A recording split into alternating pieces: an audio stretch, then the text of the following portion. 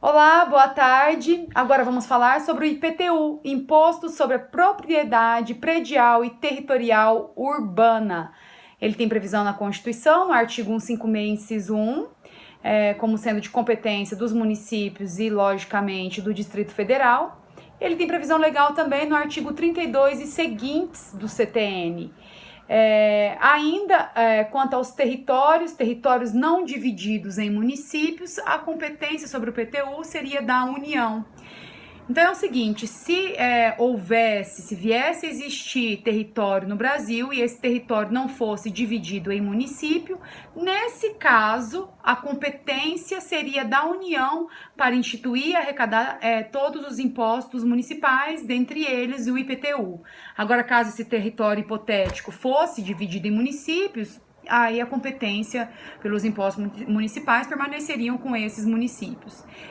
Ressaltei esse aspecto, porque costuma cair em algumas provas, em concurso. É importante ter isso memorizado. Sujeito ativo, então, via de regra, municípios e Distrito Federal. A função do IPTU, ela é predominantemente fiscal. Ela tem função, então esse tributo tem função predominantemente arrecadatória, arrecadar para os cofres públicos municipais. Sujeito passivo. O principal sujeito passivo é o proprietário desse bem imóvel urbano, seja propriedade plena, proprietário pleno, de domínio exclusivo ou coproprietário. Além disso, tem o titular de domínio útil, o enfiteuta e o usufrutuário, como também o possuidor com a posse ad uso capione. O possuidor ad uso capione tem animus domini e, portanto, ele também pode figurar como sujeito passivo do IPTU.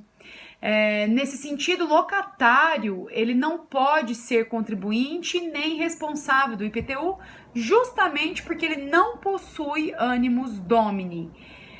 Ainda quanto à sujeição passiva, a fazenda pública ela pode escolher quem vai ser o alvo na execução fiscal. Então, se existem coproprietários, ela pode escolher um ou todos. Se é uma situação em que existe o proprietário e o possuidor ad uso capione, ela pode aí selecionar, escolher conforme seus próprios interesses qual será o alvo da sua execução fiscal. Outra observação a ser feita: o promitente comprador de imóvel residencial que está transcrito em nome de autarquia, ele é contribuinte do IPTU, conforme súmula 583 de 1976 do STJ. Então, nesse caso específico, não haverá aí a aplicação da imunidade recíproca, porque nesse caso, apesar desse imóvel urbano estar em nome de autarquia, o promitente comprador, ele já é considerado contribuinte do IPTU. Ainda, nesse aspecto de sujeição, nós temos que tratar a respeito da responsabilidade tributária, que é uma forma de sujeição passiva. Vamos recordar apenas o artigo 130 do CTN, que traz lá a responsabilidade por transferência, por sucessão imobiliária, qual seja, quando o terceiro adquirente do imóvel urbano se torna responsável por PTU não pago referente a exercício anterior à aquisição da propriedade. Agora, sobre a hipótese de incidência do IPTU. O IPTU incide sobre a propriedade predial e territorial urbana, tendo aí como fato gerador, como hipótese de incidência, a propriedade, o domínio útil, a posse de bem imóvel por natureza ou por acessão física que esteja localizado na zona urbana do município. Então, nessa hipótese de incidência, tem dois critérios muito importantes. Primeiro é o critério material, então ser proprietário, ter domínio útil ou posse de bem imóvel.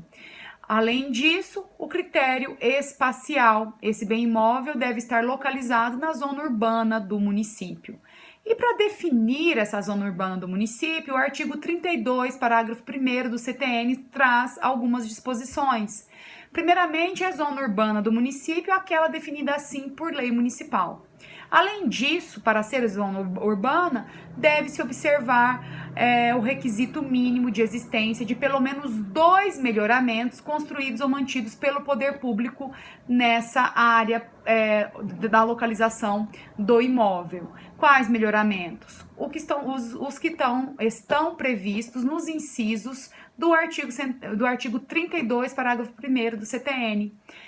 Meio-fio ou calçamento com canalização de águas pluviais, abastecimento de água, sistema de esgotos sanitários, rede de iluminação pública com ou sem posteamento para distribuição domiciliar, e escola primária ou posto de saúde a uma distância máxima de 3 quilômetros do imóvel considerado.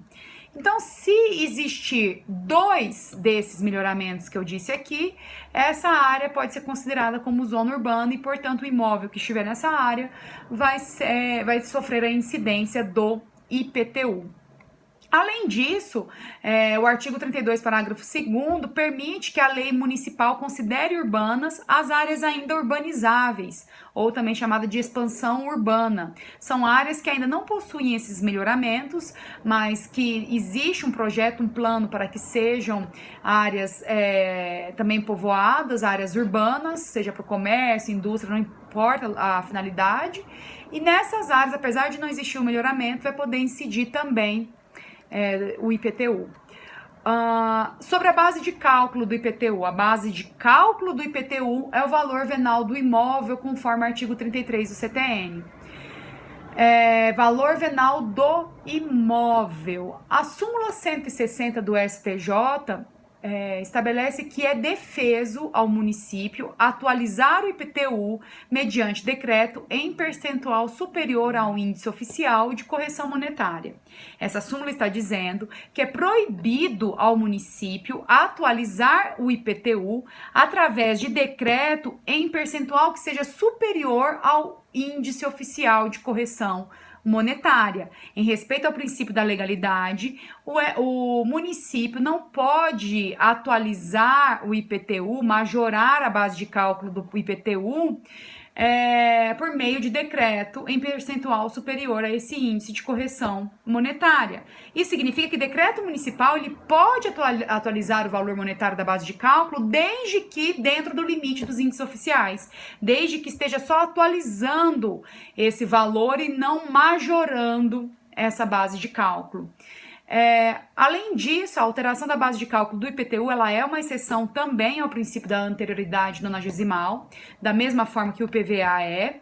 Isso porque também o IPTU aplica-se ao IPTU no critério temporal, uma ficção jurídica, entende-se que ocorre a hipótese de incidência no mundo concreto, que o fato gerador ocorre, no caso do IPTU, no primeiro dia de cada exercício, no 1º de janeiro de cada ano. Por esse motivo, a base de cálculo do IPTU, se ela for alterada ali no final de um determinado ano, no final de um determinado exercício, ela já vai ser aplicada no 1º de janeiro do exercício seguinte. Ela não vai precisar respeitar os 90 dias, a anterioridade nonagesimal, para ser aplicada.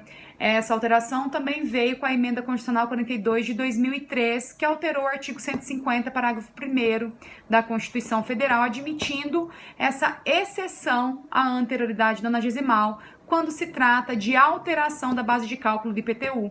Então, se hoje, em outubro de 2019, tiver uma atualização da base de cálculo do IPTU por meio de lei, ou por meio de decreto, enfim, por meio de lei, que seja por decreto, desde que respeite, né, os índices oficiais. Mas vamos supor que teve uma alteração da base de cálculo por meio de lei, agora em outubro de 2019. Nesse caso, essa alteração já vai ser aplicada em 1º de janeiro de 2020. Não vai respeitar os 90 dias, ok? As alíquotas do IPTU. As alíquotas do IPTU admitem progressividade.